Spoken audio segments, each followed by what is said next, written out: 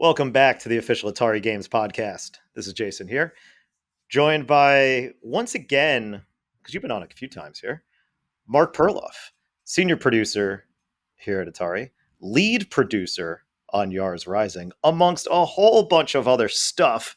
And we're going to get into that because, man, your Rolodex of titles, it's quite vast. But yeah, how you doing? Welcome. I'm doing great.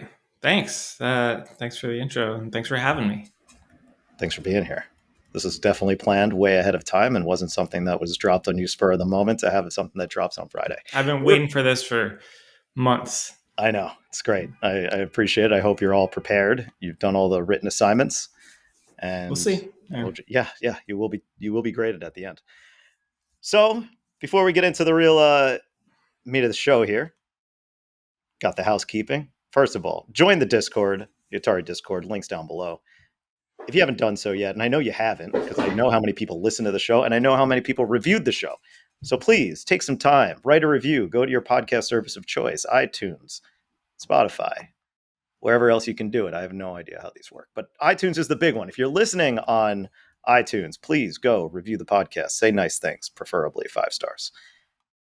Also, most importantly, and why Mark is here, not just because we love his company, but Yars Rising, it's out. Woo! We are recording this on September 10th, which is the day it has landed. That is on, basically, if you own a console that's come out in the last 10 years, other than the play date, you can probably play Yars Rising. You can get it right now on PC through Steam and Epic, Atari VCS, Switch, PS4, PS5, Xbox One, and Series X and S. All of those links are down below. Click your favorite platform of choice, hit that buy button, and thank us later. And did you mention Atari VCS? I did. I'll say it again. I dropped it in right after. I gave them second place after PC because I know they're out there. Also, if you're saying, hey, you know what? I'm a little non-committal. I'm strapped for cash. Or you're buying on a console. You know what? Head over to Steam page, hit that wish list button. We would also appreciate that as well. Okay. Also, speaking of Yars Rising, been given a list of stuff to shout out from courtesy of Shaw from marketing, who says this. The soundtrack is out today as of recording, meaning that you can buy that now on Steam. Reviews have dropped today, along with the game. And the one thing universally everybody agrees upon is the soundtrack to this game is 100% full of certified bangers. Would you agree or disagree, Mark? Totally true. Yeah. I think there's people who are just gonna want to just pick up the soundtrack, just put it on, have it in the background while you're doing some work, have it on at the gym, whatever. It is really, really awesome. There's a ton of effort put into the soundtrack. I think it shows. So yeah, pick that up too. It's incredible. Some could even make the case that this is not actually a game. It's actually an interactive album. It's a vehicle for the music. Yeah, exactly. Kind of feels that way at times. And I'm not saying that is a bad thing because sometimes you just like stop and just listen because you're like, man, this is good. We got back from PAX. Well, I did.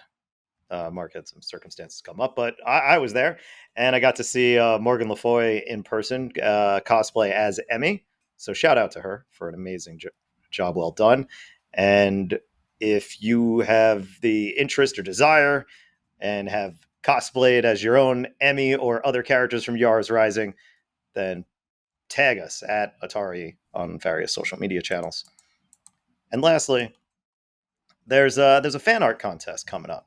So play through the game, get inspired, and start thinking about what kind of cool fan art you could draft up around Yars Rising. There's a lot of stuff there, And I do like how in the marketing there is restraint on some of the weird places the game goes, which really should be expected as a part of the Yars universe, but not something that I think most people are expecting in terms of unsuspecting Yars players who are not familiar with Yars Revenge or any Yars IP. Would you agree or disagree with that?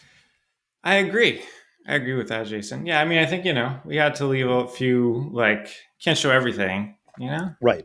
You have to to get people intrigued, get them in, and then once they're playing, they're like, "Whoa, this goes to places I didn't expect," Totally. and the storyline goes places you might not expect. So it's, I guess if you are familiar with Yars Revenge and the lore of the Yars universe, maybe you'll be a little bit more prepared. But yeah, for those coming in, if this is your first time experiencing Yar, then it's a wild ride.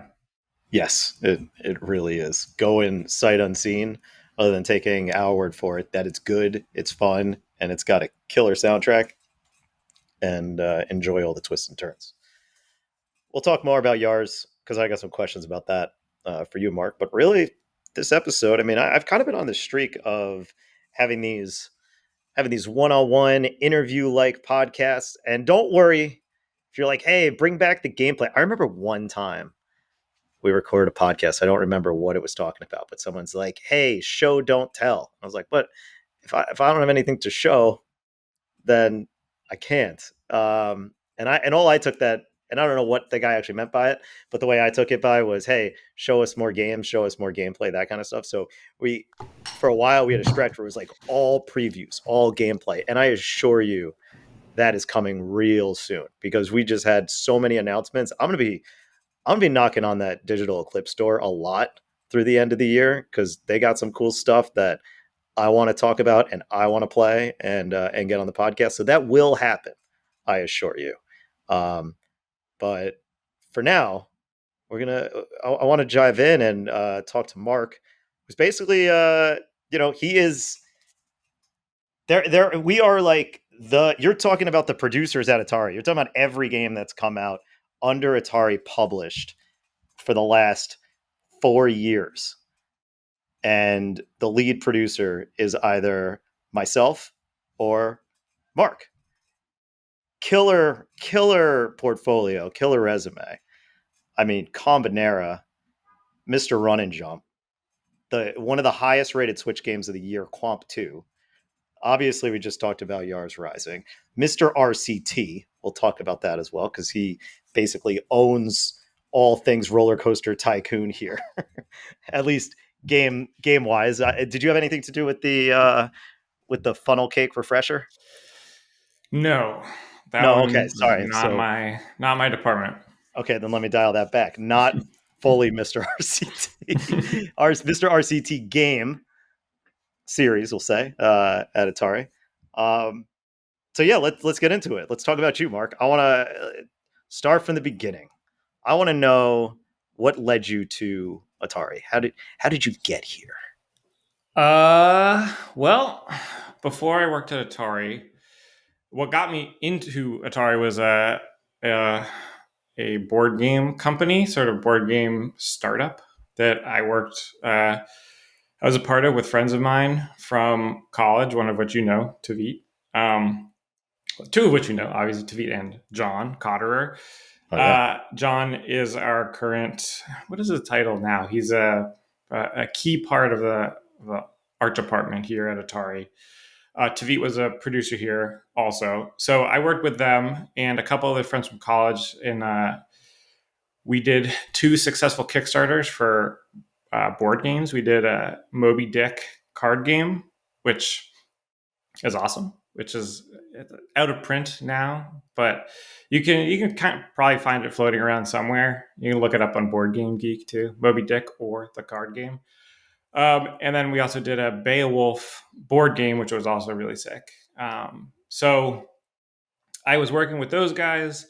That was sort of before that. What was I doing? I worked for an independent film distributor, so I was helping organize distribution of small indie films, making sure that they got into theaters and promoted them, blah blah blah. So the work that I was doing at the board game company was sort of like, I guess when I say company, but maybe it technically was a company, but it was You were incorporated. That's a company, right? Yeah. But it was like the 5 of us hanging out, coming up with crazy ideas, and then turning it into real stuff. So actually, that was pretty formative for me in terms of developing sort of project management chops, because I sort of fell into that role as a producer. Kind of, we had like crazy creatives working on the game, and I was there to kind of like glue it together to make sure that like it was moving and those ideas were turning into like actual, you know, real stuff, into real products. So that was probably when I was introduced to like Trello, like project management software and stuff. Classic.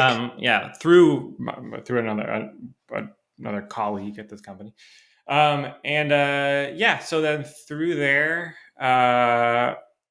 we continued on, but that sort of the company sort of eventually dissolved, like amicably. Everyone just got busy doing other stuff, but during that process of working with those guys, like I said, two of them worked at Atari, and there was an opening for a position. It was actually in community management.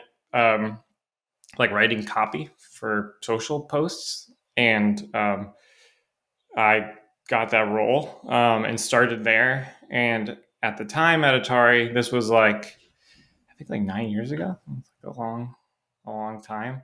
It still is. It was very like scrappy. So like there's opportunity to do all sorts of different stuff at the company. Like it was easy to get involved in different projects and to like have your voice be heard and stuff, which was really cool. This is obviously like a different iteration of the company from what it is now. It's changed a lot for the better. But there were cool opportunities back then. Not that they're not now, but there were opportunities then for like, to kind of like grow. So over time, I just kind of started taking bits and pieces of different projects. And I worked after like doing community stuff. I did like digital distribution. So like preparing storefronts for like game launches, kind of the work that our colleague Sam Brown does now. But it was like a different time also. It was like giving keys to like different third party sites that like aren't really do that much business these days. And making sure that they Not had all like the not giving keys to Fan Gamer and then they turn around and sell the keys for like $1. Like, right. I think probably we like fell for that once in a while, maybe. But I don't say it like that. no, I don't know. Who knows what they're doing over there? A I long place time no ago. judgment.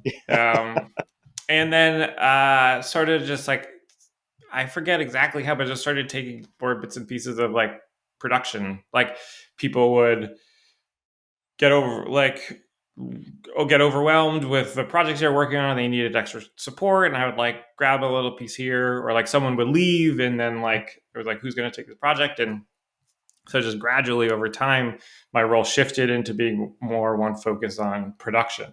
So like I learned everything I know for what it's worth about like being a game producer here. So I learned a very specific way of being a game producer, which is like the Atari way.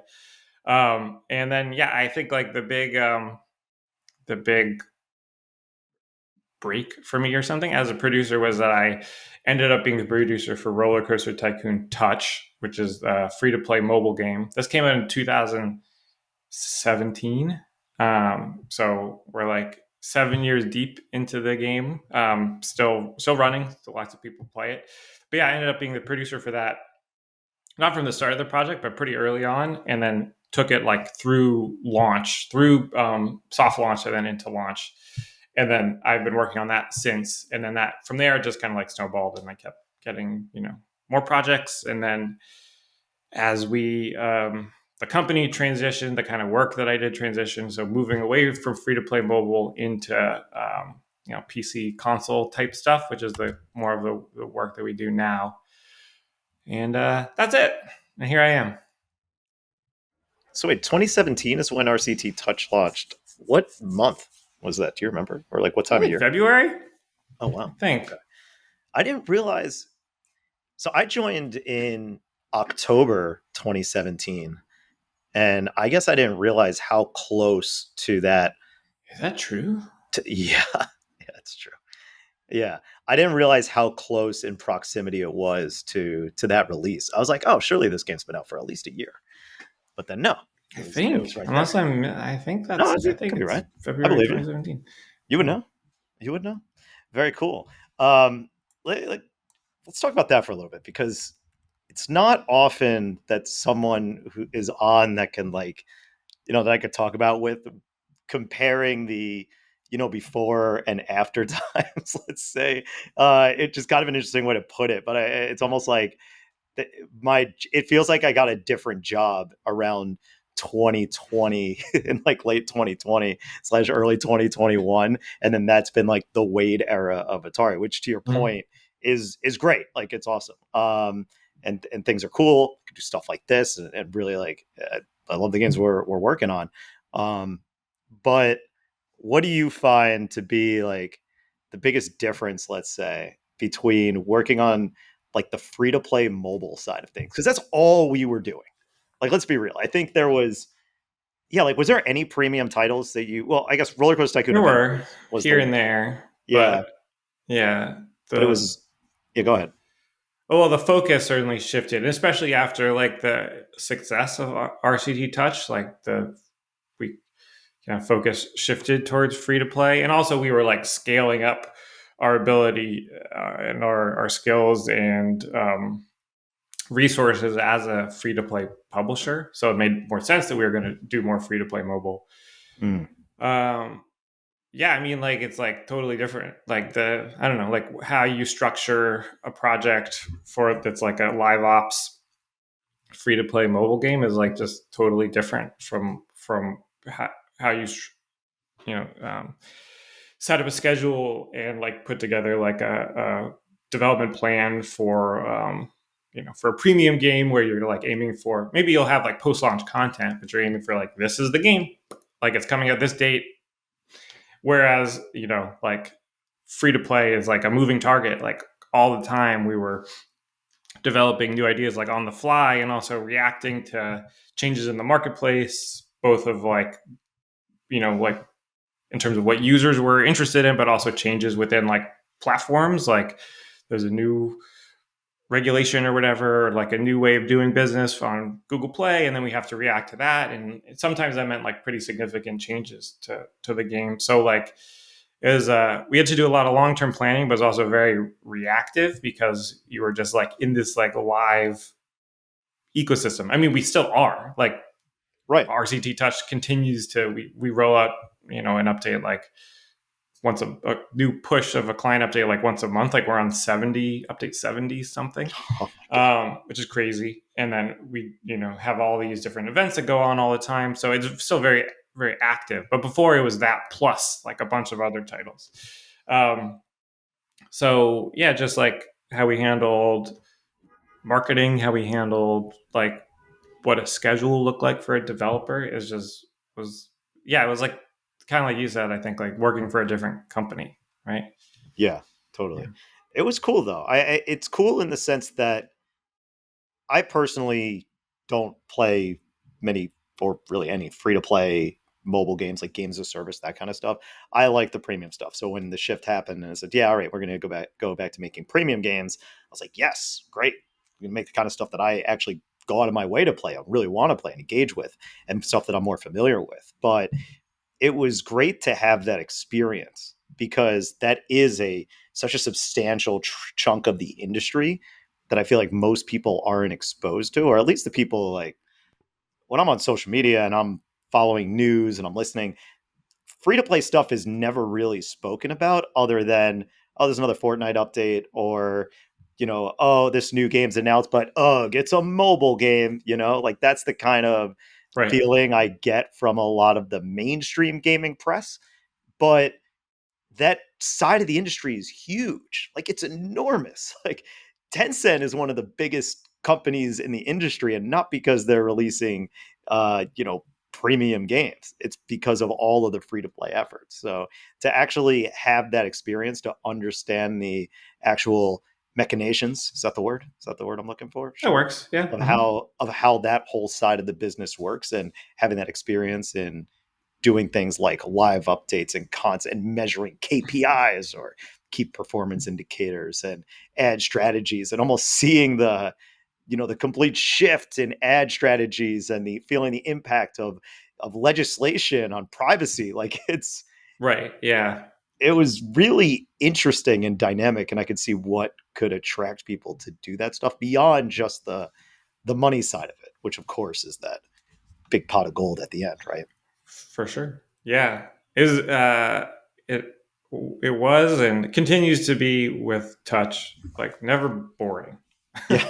Like there's always ways to improve the game, and then there's always something new that we are reacting to or tackling and finding creative solutions for, which is like really fun. Like keeps you on your toes, and um, yeah, trying to like understand and get ahead of like market trends and all that kind of stuff is super interesting. But then, like you said, like I'm in the same boat as you that I have a ton of respect for like free to play mobile, and it's like obviously something that I have been very deeply invested in working on this one game. And there's other mobile games that I work on too, but primarily Yeah. this one for so long. But like, yeah, my bread and butter for like the games that I really like care about most are like premium PC and console games. So it's also exciting to be able to work on those too now that are a little bit more like aligned with like when I have free time, like what kind of game do I want to play? It's also cool to work on a game and then get the box of it. I mean, That's that's true. it's Yeah. an Like, oddly yeah. They should satisfying make feeling. mobile game boxes. Yeah, yeah. Let's explore that And it as a just line of has like, business. you open it up and there's like a piece of paper that says like, go to the App Store or something like I that. mean, they do that on Switch, right? Don't they put? They actually will say there's no game in this box. They have the big white banners on it, All right, right. or they'll say requires an update. Like this is a cart, but it's the tiniest cart we were willing to pay for. So therefore, you have to download a 60 gigabyte file on your 32 gigabyte Switch. Um, cool, man. What about when you went from the physical card games, the board games, versus the digital production? What was the was there any like key learnings or any applicable skills like that? Because I would imagine there's some overlap, but there's probably a lot more stuff going on in the when it comes to actually distributing a bunch of these various pieces. Yeah, I mean, I guess like the common thing is just like being organized, like having like a clear picture of like what work needs to get done and what are the deadlines for it, and then how do you get that done. But we were like figuring out back then in the board game days is like what physical manufacturer were we going to use, and we were getting like samples of like wooden dice, like there were like a fake like scrimshaw like whalebone like etching, because we hit all of our, this is the Moby Dick game, we hit all of our Yeah, like our crazy reach goals on Kickstarter, which was awesome. So we had all this like custom stuff, so we are just getting like tons of samples of stuff like mailed to us and looking through them. So that obviously, you don't have that with a digital video I don't even game. know that word. What was that word? Scrimshaw, What does that mean? that's like a whalebone art. Like Oh, that you're like carved into a whalebone. yeah, I never carved into a whalebone, Mark. Sorry, Well, don't know. neither have I. I'm familiar. Look it up. The Scrimshaw. word, all right, fair enough. I'll check it out. Not now though. People So we got had mad at like me. cool looking dice. They were like Yeah, supposed I to got look it like now. Yeah. ivory. Okay. Anyways, I That's have it pretty up. sweet. We can just keep talking about it. You can't see it, but it's Oh, all right right. on the up on my bookshelf there. Sweet. Yeah, there's, you talk about the kind of scrappiness, and I think about, well, how did I really learn production? I have a business degree. Um, and that doesn't really prepare you for anything, really. um, but I also started at a company that was like only 6 people at the time, and you just figure it out. You just do it, right? Like, and production in a way is like playing the drums. I use this analogy a lot where because I heard Dana Gould, the comedian, I heard him say it when he's like, comedy is like playing the drums. It's like when you walk up to the drums, it's the instrument that you could just walk up and start making noises with. Anybody could play the drums. You don't want anybody to play the drums, but anybody can play the drums and just start doing it. So, similar to production, it's like, okay, you kind of figure it out, I'd say, as you go, and you get into more of a rhythm and you get into it. But you look at that thing, you're like, this needs to be done, that needs to be done, that needs to be the priority. And then you kind of, through experience, almost, that's how you determine like the best practices and way to get things done faster, how to manage teams. And that's really what drives it. Because the first time you walk up, you're like, yeah, I could do this, no problem. Bang, bang, bang. And then you look back, you're like, I shouldn't have done any of that shit. I would have done so many things differently. Can't believe they let game me do that. production is like jazz, you know? Sure. Not all. If you say so. Well, I want to know about. Well, let's talk about this question first. I'll just go in the order I wrote it because right now I want to talk a little bit about Yars Rising, but I want to talk more generally because today is the day Yars Rising came out. And it's also the day that the review embargo lifted. Now, previous releases, we've always had reviews drop.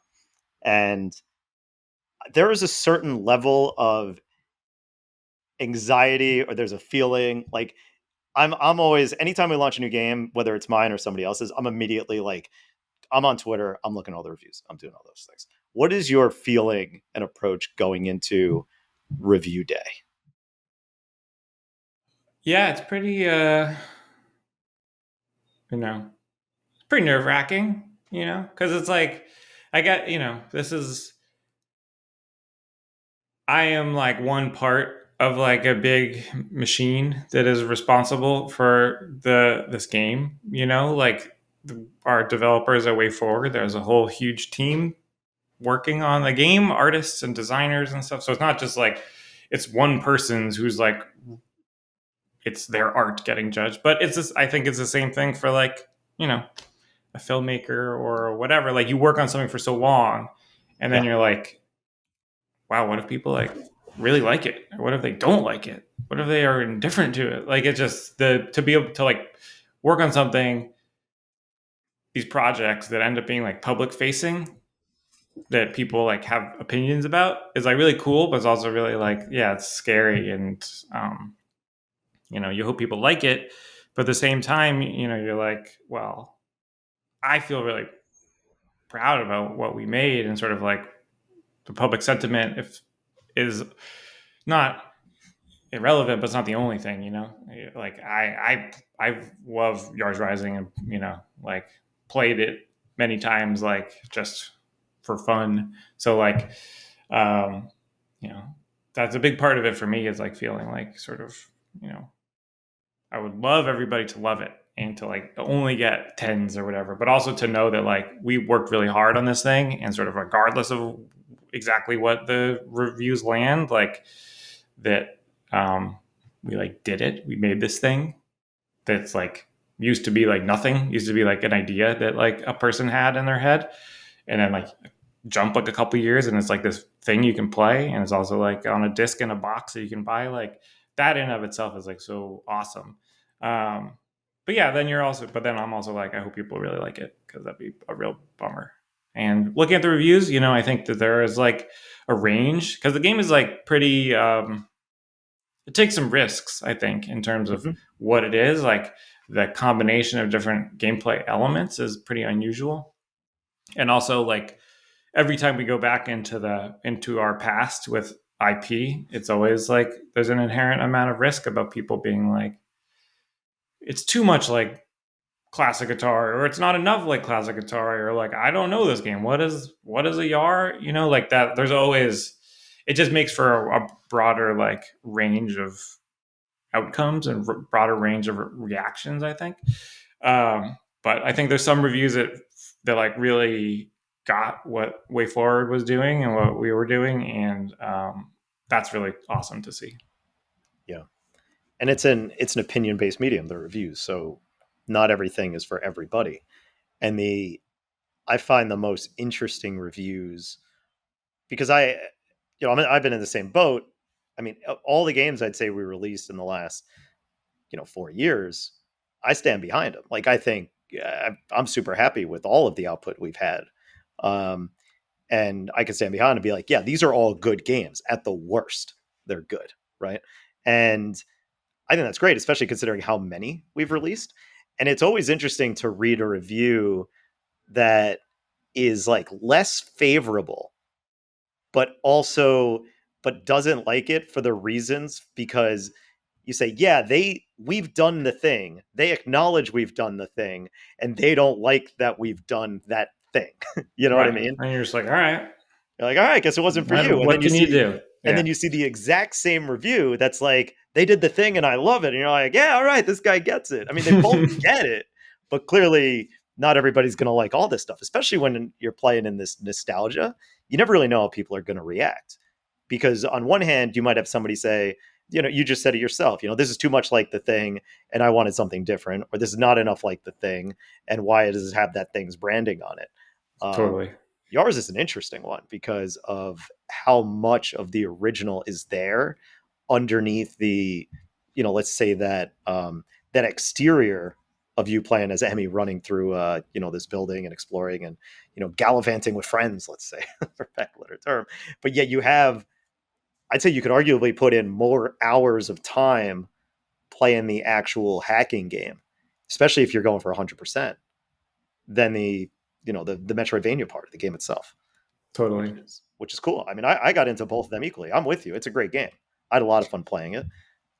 Talked about it with James on the last episode, and yeah, I feel like if your concern is like there's not enough Yars Revenge in this game, like you're so wrong. much. Like play it. Yeah. Yeah, there's so much Yars Revenge. Well, I want to go into Yars Rising a little bit. What was it like working with Way Forward? How was that experience? Next question. Oh, No, they were great. I mean, like their reputation precedes them. Like they're such a great company. They've been around for so long, making such awesome games. So it was really like, I don't know. It was like I felt privileged to be able to work with them for real. And yeah, they know what they're doing. Like the you can see that in the quality of what they've put together. Like from like a presentation perspective, like the art, the look, the feel, the music, and then also just like rock solid design. Like they just, this is like kind of right in their wheelhouse. I saw one review that was like, this is Way Forward at their most indulgent, but that's like a really good thing. Like they're just like do it, like they know how to make Way Forward games and make them like really well. And this is like a really great Way Forward game. And it was really cool to be like, I think in our roles, like we have creative input, but we're not like driving the creative, And so there were meetings that I was involved in where it was like high level creative folks at Way Forward and just kind of like watching the way that the ideas bounced off each other and like one kernel turned into something else, turned into something like totally different and like amazing, like was just really cool to just be on the inside of that. Like that process was like really yeah, it was really like entertaining for one thing, just be like, wow, never would have thought about that. What a cool idea. And that idea, maybe that gets like totally scrapped and, like the next meeting or like, actually that was dumb. But like just to be part of that like creative spark, which is like they have and they have nurtured for like decades was really fun. So yeah, I recommend those working meetings. with them. In those meetings, okay, good to know. In those meetings, and I wanted to get into a little bit some maybe behind the scenes stuff or stories or anything that are worth bringing up. But as an example, in those meetings, how often would they pull from like explicit past experience from those games? Like, oh, remember when we did this in Shantae? Or oh, the Mummy did this thing, and we shouldn't do that again. That was just a random game that I pulled out. I didn't really know where that sentence was going to start or end, so don't think I'm throwing shade at the Mummy. No, I don't know. I don't remember them being like. I guess there would be times where we're like, yeah, well, in Shantae, like, or River City Girls, like we did this. But I think it was more just like the people who worked on this game. A lot of them had worked on those previous titles, or were involved in different ways. So like their design process on this was like informed by all of that. So maybe not as explicit about being like, we did this one way, so we'll do it the same way this time or do it different this time, but just sort of like the way that they built games was informed by all their successes and probably like in previous mistakes or whatever that they want to like find a better way to do in a new game. Like you're always like iterating and finding better ways to do stuff. So but that's just like, yeah, it was clear working with them, just the level of experience they have and how they could just bring that. Like there wasn't anything I'm trying to think, like it was just like there was always like whatever whatever challenge we were facing, like they had like an idea of like what to do, and probably a lot of times I was like informed by things that worked or like didn't work in previous titles. Cool. Any good stories? Yeah. I mean, trying to think, like, uh, like processes for figuring out what characters we're gonna wear was really interesting. Like the amount of care and thought put into like costume design for Emmy on like a really very, very, very, very precise level was like really interesting. Where we'd look at stuff and I'd be like, "That looks great," and then it'd be like, "Actually, no, like this thing needs a tweak, that needs a tweak, this needs a tweak," and I'd be like, "Oh," and then they would show me the next version and be like, "That looks way better. I didn't even know you could make it look better."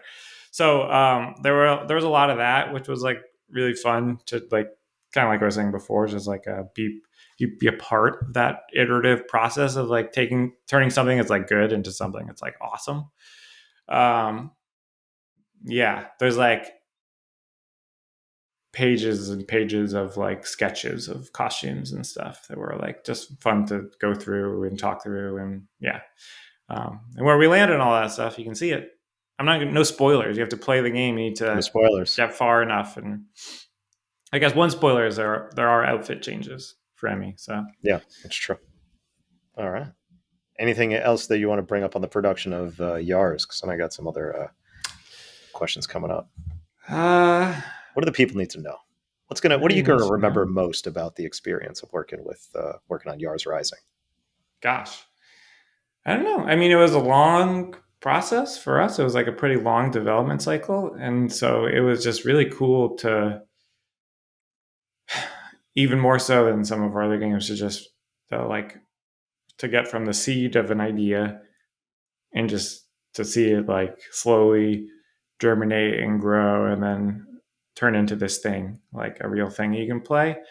Yeah, I'll remember that forever. All I don't right. know. Like, it was just really cool. Great. Say one mean thing about James Montaigne. No, I'm just kidding. Don't do that. No All way. right, let's move on. He's great. We love James. All right, sticking to one more Atari question here, and then we'll jump on to more general fun stuff. Going back to Roller Coaster Tycoon, because you've now been working with Roller Coaster Tycoon for, I mean, a really, really long time.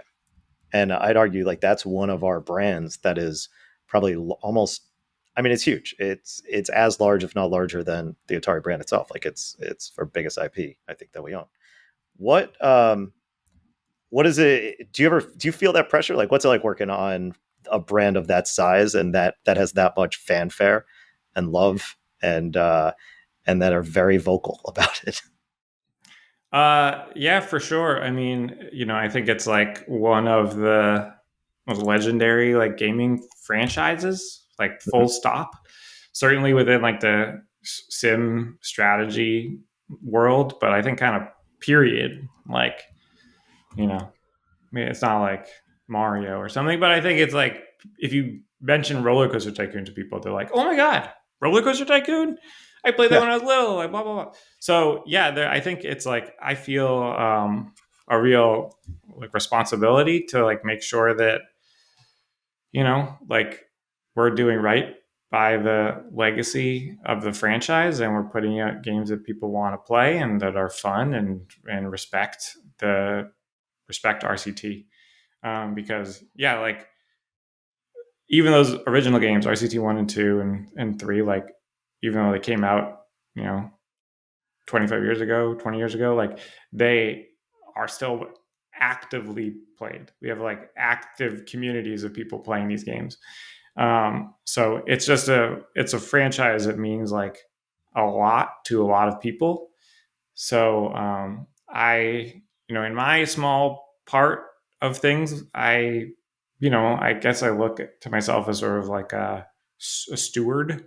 Like I want to just make sure that we're doing right by the brand and doing right by Chris Sawyer and making games. That doesn't mean we're like only making RCT1 over and over. Like RCT Touch is like definitely like a different game, but it carries DNA from the classic games. And I think there's a lot of people who love it just like for exactly what it is.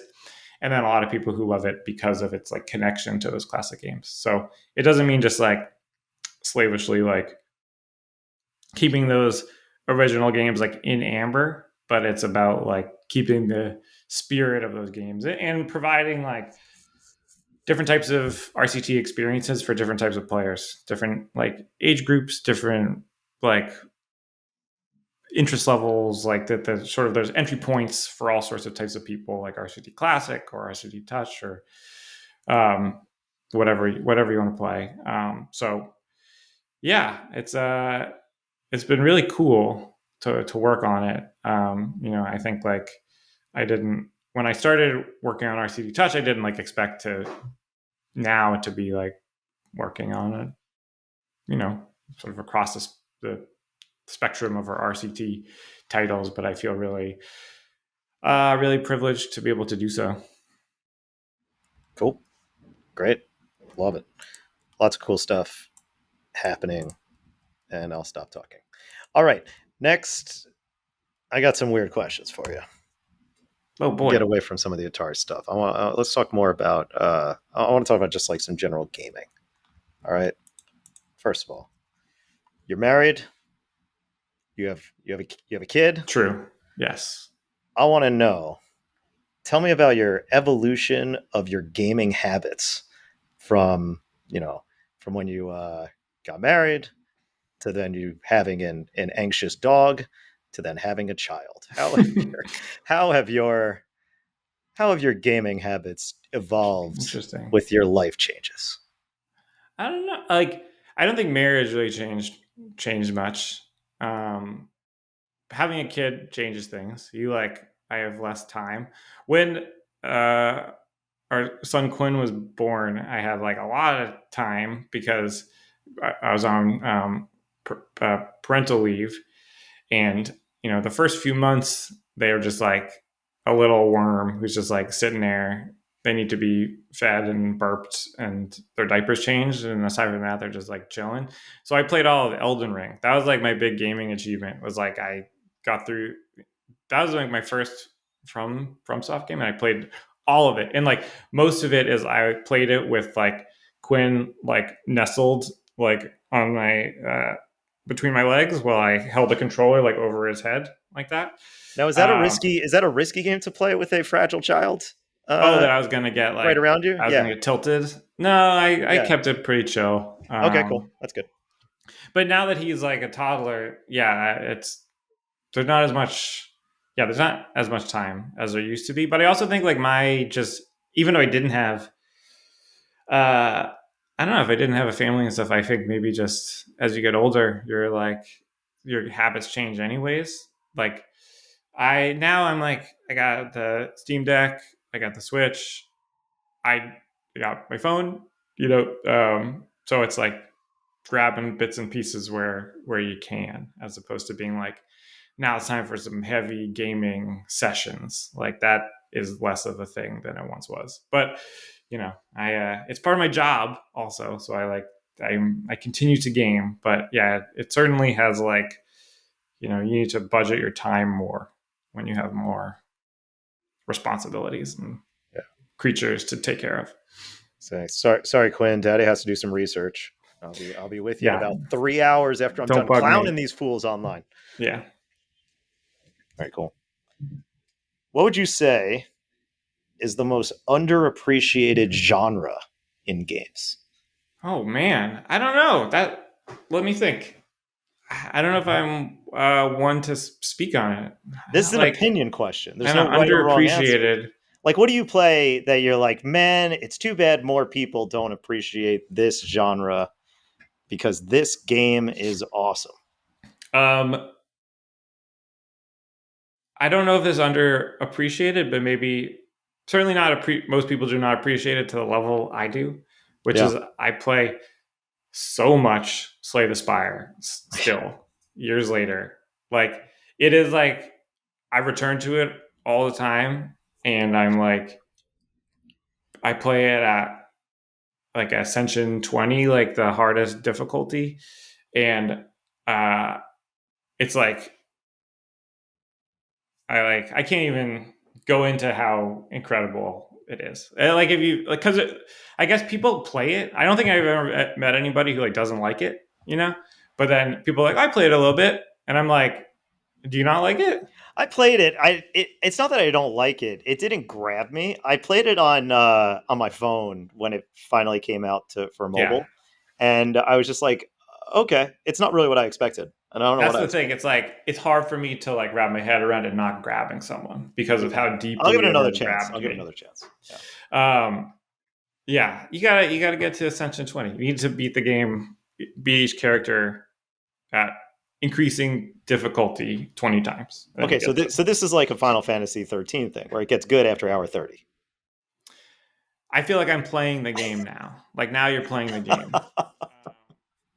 So yeah, I don't know. It's like chess, or it's like I'm never like bored by it. There's Yeah. times where I'm like, I need to stop playing this. I need to play a different game. And then I like take some time off, and then I'm like, you know what? I really want to play right now. Slay the Spire. Um, I just started playing another game. I know this isn't your question. I know. No, Are I you was, going to I'm talk gonna about what are you playing? I You can. was, yeah. But if it's adjacent to this, then we could do because I only have two more questions left, and that's one of them. So you could answer this now. But I will say on the point of having that kind of comfort game, the whole Yeah, it's reason totally that. why Yeah. I saw, oh man, Slay the Spire coming to mobile, I'm like, this is great because I love a good podcast game while I'm on the train and I don't want to pull my Switch out, right? Like a one-handed card game is perfect. So I'm like, because my go-to is Picross. I have the Picross app, and Yeah. I can do those puzzles for hours and just keep going. At this point, it's like I don't even think about it. They're so easy for me. So I thought, man, Slay the Spire, this is going to be perfect. So I need to give it a chance. What I probably need to do is give it like a couple hours of undivided attention to really wrap my head around the mechanics, and then it'll transform into it being a podcast game. But here's the problem: Balatro is coming to mobile, and I get that game and it's Yeah. awesome. So I'll probably just play Balatro forever. That's fair. That's an incredible game. So yeah, I mean, I guess that whole genre, like roguelite deck builders, I know it's popular, but maybe I still find it underappreciated. I think that's So fair. I think that's a fair choice. Very cool. So what are you playing now? roguelike deck builder, Okay, fair. sort of. It's actually not exactly that. It's called. It just came out. It's called Shogun Showdown. It's Okay, like sounds familiar. it's like a roguelike strategy game. You play as like a ninja. You're on. It's all like on like a 2D plane. It's a kind of imagine like Oh Into the yeah, I've seen Breach, this. but it's like you're just like on like a line, so you can move forward and backwards like tile by tile, and there's enemies that appear at different spots along those tiles, and then every action you do, like take a step forward, take a step back, or like turn around, or like equip a weapon, is like a turn. So when you do one of those actions, the enemies do one of those actions too. So also similar to Into the Breach, you can like you know what's coming, so you Yeah, can kind of plan steps ahead. And then you're just using the weapons that you have to dispatch these enemies. And then in between each combat, you can like upgrade your weapons, get new abilities and spells and one-time use potions and stuff. And it's like it's hooked me pretty good. Um, sweet. so yeah, if like you are into that genre of game, it's like a really, and it's like has an awesome presentation. It's like all like cool pixel art. Yeah, Um, yeah, so it I'm looks psyched to play more of that. it looks awesome. Maybe I'll check it out. Maybe I got too much stuff I'm playing right now, and the rest of the year is just like new game, new game, new game, new game, new game. So I'm with Like you. My like problem I'm is like picking what to play. I am so bad. I have all these games and like Game Pass and things I buy on sale and the whatever, and then like I'm like it's analysis or like a what choice paralysis or choice something. I'm just paralysis. Yeah, like, yeah, yeah, what do I play? And then I'm like, what if I just like watch like YouTube on my phone? And yeah. I'm That's like, that's wait, why fine. am I doing this? I should be playing a cool game instead. So I'm like, Right. I'm psyched that I have something right now with Shogun Showdown to like be like, I want to play this. That should just go to show you the testament of how much I enjoyed personally Yars Rising. Because yes, I also played it through plenty of times in the early stages of the game, but I did take the time while severely jet lagged to play through that game over the course of to very long mornings when I was waking up at 2:30 a.m. And I did that personally, and I was already playing all these other games. So I've been doing such a bad job of sticking to a game lately, which is very unlike me. I got pretty good at actually starting a game, finishing it, then going to the next one, and only having I'm always impressed. two games in flight. Now I yet again have 2 games in flight, so I'm back in that rhythm because sometimes it just takes a while for a game to grab you, and I mean, I'll just say the first one that I'm grabbed by, which I'm not going to spend too much time talking about, is Crypt Custodian. That game is fantastic. I'm going to talk about that. I'll talk about it in the next podcast because assuming we do this segment then, because I'm not quite done with it. But I'm about 10 hours into Star Wars Outlaws, and this is a Ubisoft game. It's not an unknown title. It's not something that really needs to be spoken about. But I do want to just make a stand and say this game is awesome, despite its opening stumbles. This is not it gets good at 30 hours game. This is it gets good at 2 hours game. Like, yeah, the opening stealth section is really bad. But they've come out and said they're going to fix it.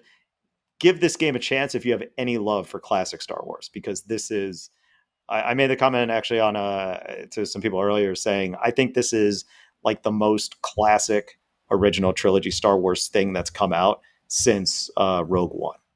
Like it's great the way it captures that feel. So really enjoy it. Having a great time with that. Looking forward to playing more, and I'm looking forward to playing Space Marine 2 this week. I'm really sick.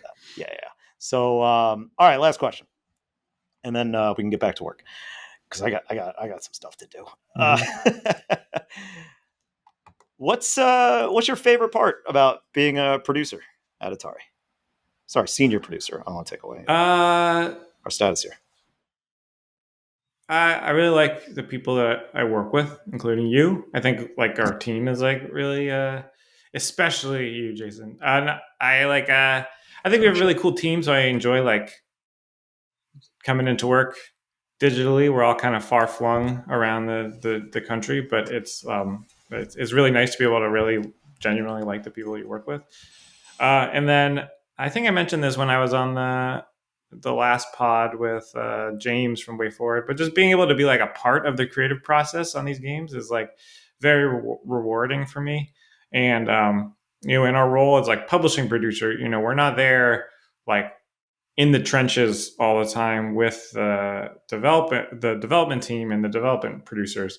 So like it's just really cool to be able to see progress, give feedback on it, give some direction, give notes, but then also give them the freedom to make the games that they want to make that we think are going to work best for us. And then, a couple weeks later, see like what that turned into. And then you're like, whoa, that is way cooler than I even thought it could be. Like that part is very satisfying to me. And to just be able to help like facilitate like creative people making really cool stuff is very satisfying for me. So I think all that, those are my favorite parts of being a producer. Yeah. Well said. All right, well, Mark, thanks for joining me on this. Very much planned. You passed. Of course. I'll give you an what am I grading here? Should I do letter grade? You can define the rating scale. What's my Metacritic rating? Oh, Metacritic. Yeah, I'll give it. I'll give you a solid 87. Whow. Okay. 87. That's 87. great. That's green. That's green right there. 87. Yeah. I'll take it. Just barely making a B plus, I imagine. Oh. So well done. Sorry, I actually defined the scale and then I put a letter on it. My bad. Well, hey, thanks for joining. Really appreciate it. Yeah. Are you on socials? Nope. Nope. Not really. You can see him on the streets. You see him prowling the streets of his neighborhood, which will go unsaid. You can follow me. No big secret, but I'm in New Jersey. He's in New Jersey. The streets of New Jersey. Just start walking around. If you see a guy who looks like that, say, hey, Mark, great job on the podcast. You can follow me at Jays of Doom. You can follow Atari at Atari. All those links and whatnot, not Mark's hometown, are below. Also, don't forget, please review the podcast, subscribe, tell your friends, join the Discord, and get Yars Rising. That's right. It's really good. Yeah. And thanks for listening. See you next time. Bye, guys. Thanks.